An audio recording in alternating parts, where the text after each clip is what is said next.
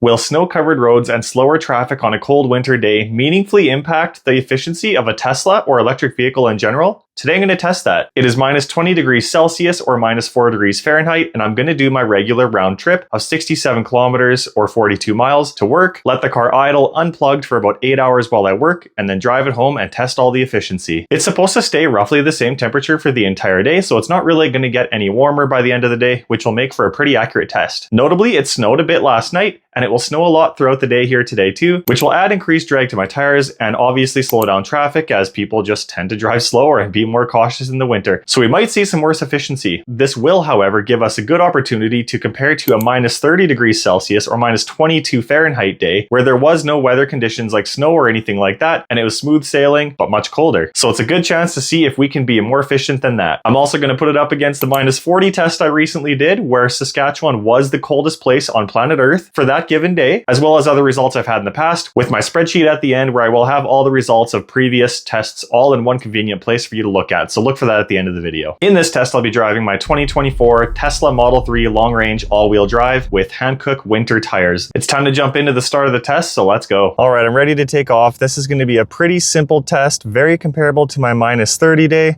Starting off in the garage, have been plugged into my 240 volt 32 amp charger all night, had the limit set to 80%, at 79% right now, just a little variance of when it decides to charge or top up or not.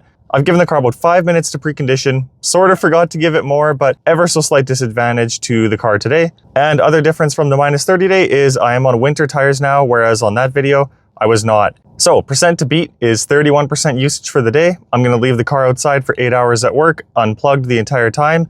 And yeah, I thought today was a really good day to do this because it's about minus 20 Celsius all day, which is about minus 4 Fahrenheit. And so, you know, this is a pretty consistent day here overall. And so I thought this would have been a really good day to do a test. Now you can see 79%, and the car projects that I will use 10% to get there. So we will see. Other thing I'm going to keep an eye on is the since charge. Our number on the minus 30 day was 279 watt hours per kilometer. I'm going to see if I can beat that. And I'm going to set the temp to 20 degrees, and that works out to 68 Fahrenheit. That is my standard testing temperature. That being said, let's get going. Definitely snowed a few centimeters last night too. A few centimeters equals an inch, 2.5 centimeters is 1 inch. And I would say, you know, that's about how much snow we got. So just a chill amount, but enough to put some snow on the roads. Nothing wrong with that. It looks nice and it wasn't windy, it seems. That's a nice change for being here in Saskatoon, Saskatchewan, here in Canada. And I should mention before I get too far, my battery is at plus 8 Celsius. It's nice to have the sexy knob and the sexy gadgets. I'm gonna have those linked in the description below, as you can customize this stuff to do anything with these buttons. But yeah, battery at plus 8. Definitely not too worried about it heating up more than that. I think it'll get a few degrees warmer throughout the day. I'm happy that the battery's in the plus at all. And we'll do a regen check here quick too. And yeah, full regen. No surprise coming out of the garage, but still worth mentioning considering it is minus 20 or minus 4 Fahrenheit. It's kind of nice to see that regen. Yeah, there's definitely plenty of snow. This is trying to get on the highway, so yeah, we might have a slight disadvantage here. Extra drag from all the snow today. Makes for a nice fun winter morning. Definitely nothing crazy out here. Should just be a nice little snowy drive. All right, well, getting close to halfway there, and yeah, we're still looking pretty nice here. Projected to get there at 69%, which of course that's the projection, and that would only be 10%. That would allow us a 21% to preheat the car later and get home. So I'm feeling extra confident we're gonna make it today, even on the winters. And current drive, we're already beating by quite a big margin the 279 watt hours per kilometer that I hit on the minus 30 day, the minus 22 Fahrenheit day. So this is looking good. Yeah, highway's mint. It's nice having full self-drive on a highway portion here. I've got about 18 kilometers of highway, and yeah, it's so nice to just have full self-drive and actually trust that even with blowing snow and whatever else, it's just so stable and so confident. And after a month and a half, it's just second nature. I just throw it on now. I am not excited for when my 5-month free trial of full self-drive runs out. I'm gonna be so used to it by then. We'll see what happens. What I know for sure is I get Tesla credits if you guys buy a car with my referral link. And so, yeah, if you're thinking about buying a Tesla at all, I would of course get some referral credits that I can use towards stuff like servicing the car or full self-drive, and you're gonna get a discount on your car. It's 1,300 Canadian right now, 1,000 USD.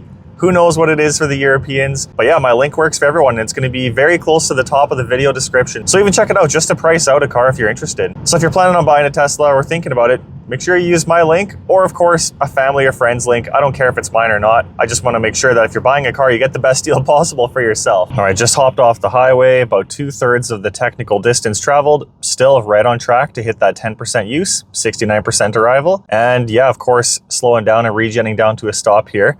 I've got an average of 231 watt hours per kilometer. Absolutely destroying the -30, -22 Fahrenheit day. And the city, it's just going to get a little bit better. There'll be numerous stop and goes here. And so, yeah, this number could end up getting closer to 200. However, I think it'll stay pretty close to this, maybe 220, but we'll see when we get there. Well, I have to say, this is going amazingly. I still have 70%, so only 9% used, and I am only a kilometer away. So we might not even get down to 69%. I think we will. That's only going to be 10% usage here in -20 or -4 Fahrenheit.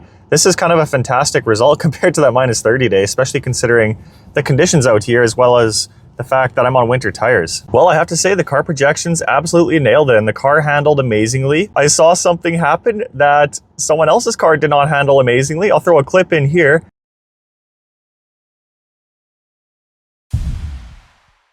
Kind of saw a fender bender, and so yeah, it looks like it was totally their fault. Just on their phone or something stupid, it was going super slow. So yeah, I'll get that clip to whoever needs it for insurance reasons. But other than that, we made it, and only 10% used here, sitting on 69% when we're going into the day. Overall current drive, 233 watt hours per kilometer. So at the moment, we're doing quite a lot better than the -30 day. And I always like to pull up the energy graph. And so yeah, we actually did less than projected, only 10.2% consumed. So for 33 kilometers, that is really not bad. And here's the breakdown. So driving 8.6, climate, I saved about 0.5%. I always keep it on 20. And everything else was a little bit. So let's see. We saved a tiny bit from wind, actually. So we had a bit of a tailwind. I went a little bit faster than 110 as normal, and increased tire drag and whatever else. Apparently it figured there was something. I think that's pretty minimal though. So yeah, 10.2% used on the drive in. Game plan now is to leave the car for 8 hours to sit. It's cool that it's going to be pretty much -20 or -4 Fahrenheit the entire day. And it's going to sit for 8 hours unplugged. I'm going to precondition it, try to do it 10 minutes before I leave so I don't give the car more disadvantage like I did this morning, and then do the similar thing on the way home. And then I'm going to break down the results, give a final conclusion, and also put a snip of my spreadsheet of my various tests on this round trip loop. I love that I've got a really good round trip loop that represents a lot of people's daily commutes with about a 33 kilometer drive, which is like 20 miles or so. Reminder, this is a 2024 Tesla Model 3 long range all-wheel drive with the heat pump, and I'm on winter tires. But for now, time to park the car for the day.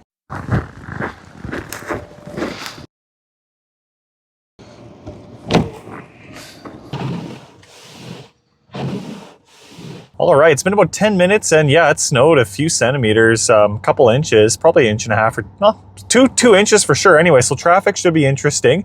That's going to take a hit to the mileage, but that'll add some cool depth to the test to see if a really clear day in -30 is going to be better than a really snowy day, a stormy day, and the traffic that comes with that and the extra drag from the snow does in -20. And so it is still -20, or at least very close to it. It's about 17 C, and yeah, about 65%. So we've lost around 4% in the preconditioning. I mean, I guess it is what it is, right? It projects I'm going to take 40 minutes, so that tells me right now bad traffic is bad because it only takes 30 minutes in the morning. It adds 10 minutes for traffic, so this should hurt our mileage. And the car is projecting 54% when I get home. And so from 79% to 54 is about 25% exactly. And so if this remains accurate, it is going to be about 6% better than on the -30 day, which is better, but not a ton. But yeah, from 25 to 31%, realistically, that is more about 25% more efficient if you look at the difference from 25 to 31. And so that, in that sense, it is quite a bit more efficient. But yeah, so still sitting at 65, and I guess it's time to go here soon. One last thing is we want to beat that 233. I really don't think we're going to beat that. We will see. That'd be really nice to absolutely destroy the 279 with about equal amount of preconditioning. To keep that even, I want to start driving now, and we'll see how everything goes here. Also, battery, -5 C. That's after it's been preconditioning for about 10 minutes. So yeah, battery definitely gets plenty cold. I'm curious to see what this will get up to by the time I get home. Not an amazing start to the drive. Already lost 1 projected percent. And so now that's a 26% projected use. Getting that much closer to -30. So this is not looking to be super efficient so far. All right, guys, of course, when there's a little bit of snow, traffic comes to a halt, it seems. So things are taking way longer than normal. So I'm sitting here heating the car for no reason, heating the battery up. Battery's heating up though. It's already up to 0 degrees. So I no longer have a frozen battery. And yeah, I've traveled 8 kilometers in 15 minutes, and this has been my efficiency, 424 watt hours per kilometer. So that is absolutely tragic. That is atrocious. And we've lost an additional kilometer off our projected range. So at this point, we're at 27% projected loss here for the day. and it's 10 degrees warmer. So it's only -4 instead of -22 Fahrenheit.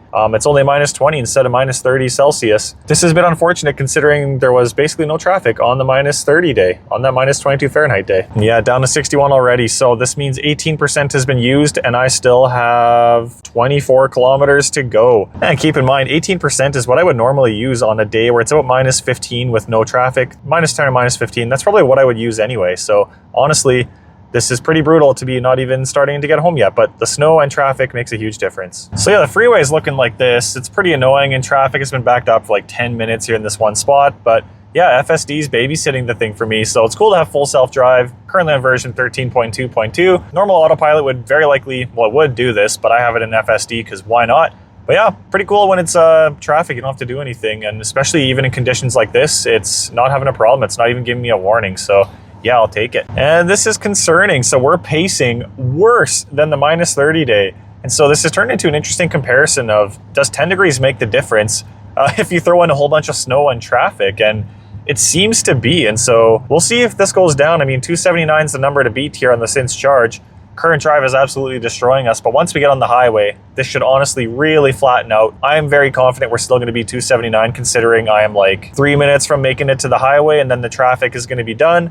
And yeah, battery's heated up to 3 degrees, and so we might get regen braking soon, but as of now, absolutely none. Technically, drive is only not even half done distance-wise, and I've already done 26 minutes. So this is getting a little old, but yeah, I shouldn't complain. I know there's lots of you out there that live in way bigger cities than me, than Saskatoon, and you'd be a lot more annoyed than this. Finally got on the highway, and yeah, it's totally fine. I don't know what takes so long for people to get going here when it's snowy, but yeah, it's proven to make a pretty interesting test. At this point, I am concerned about not even beating the -30 day. In terms of watt hours per kilometer, I think percent, we got it on lock. However, we've dropped down to 51% projected, so that's going to be 28%. Only now 3% better than the -30 day. Just about to be done on the highway now. Battery's at 5 degrees. Let's see if we have regen. I don't think I will, but normally I do get it by this point, so that'll be interesting to test. An initial test here. Wow, lots of regen. Heaps of regen. So 5 degrees gets me regen, but yet I feel like sometimes it doesn't. So a little inconsistent there, but at least with my memory. But yeah, I mean, it's cool to see you're getting regen even with only a 10-minute preheat and -20. But yeah, tons of regen here while I'm slowing down to turn off. All right, well, I'm officially ahead by 1 watt-hour per kilometer of the projected range. And yeah, look at this. We've got some snow-covered street here. So why don't I throw it in FSD and see what it does? Why not do some testing here? And it's definitely a little confused. Oh boy, it's kind of hanging to the right and there's a car coming. Interesting. I'm ready to take this. Oh, okay, I'm taking over. All right, guys. Well, I made it home and the results are kind of hilarious. Let's take a look. So the keen-eyed among you, the ones that watched my -30 test, will know this is literally the number I got on my -30 test. Today, much warmer. 18C, -18C. And look at this though, 42 minutes. I mean, that was the main problem there. I kind of want to look back at the results of that -30 video and find out how much faster it was, because obviously that made the difference. Here we are sitting at 51%, started at 79%, so we used 28% stated charge for this drive. Of course, as always, it's that 66 or 67 kilometer, which is about 42 miles, and that's the efficiency, 279 watt hours per kilometer.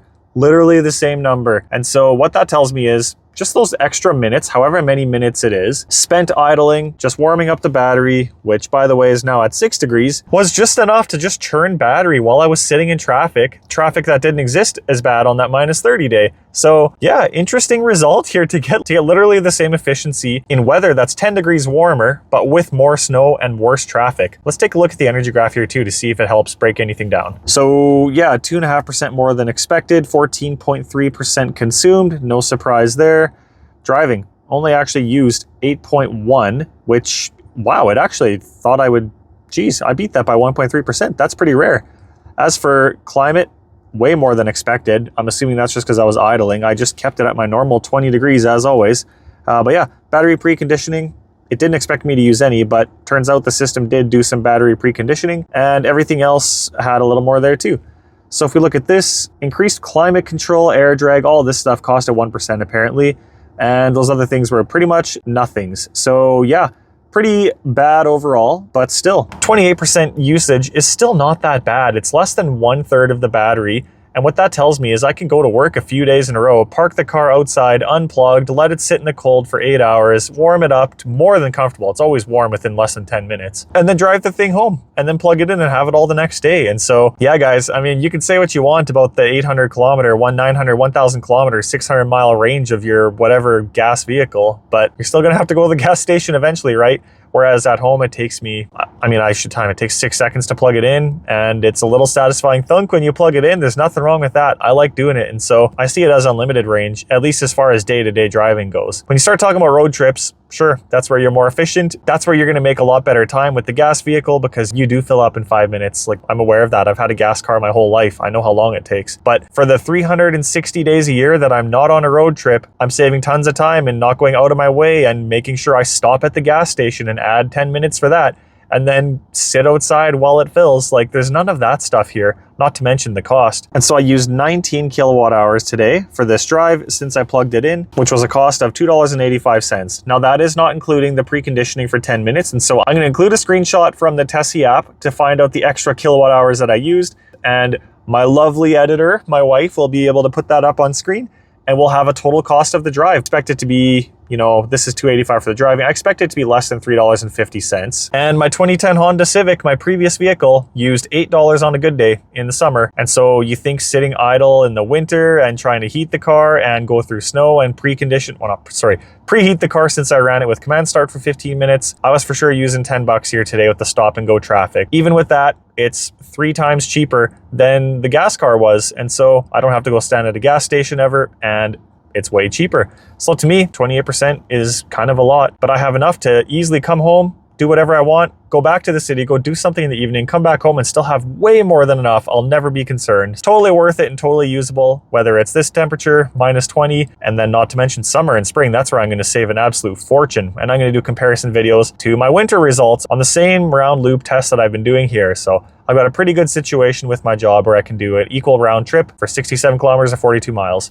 And of course, here's my spreadsheet comparing results from previous tests on my identical round trip work loop. I'm going to leave this up on screen while I break this down. One of the most shocking results here is I did less efficient in this drive on -20 than on the day when it was -41, when Saskatchewan was the coldest place in the world on that day. This is a combination of a few things. The traffic was really minimal, almost nothing on that -41 day versus today. Obviously, I had like 10 minutes of delays in traffic, but also I plugged in with the level 1 charger while I was at work in -40, but today I didn't. So again, there's more evidence that if you can plug in with the regular 12 amp charger, it makes a massive difference. It can be 20 degrees Celsius colder, and you can have a more efficient drive just from keeping your battery warm and keeping your whole system warmed up throughout the day. So your car is super happy and ready to rock and roll when you get off work and when you head home. I thought that was a pretty wild takeaway from this test, and it just goes to show the power of keeping your car plugged in and warm while you're at work all day. If you didn't see that -41 test where it was the coldest place in the world, I'm going to have that video suggested after this one. I really recommend it. It was a really cool video. But all that being said, I hope this test has shown you guys some value with the unexpected snow and traffic. It's kind of funny to see literally the same driving result as the -30 day. We used a little more while idling and preconditioning in -30 since we used 3% more,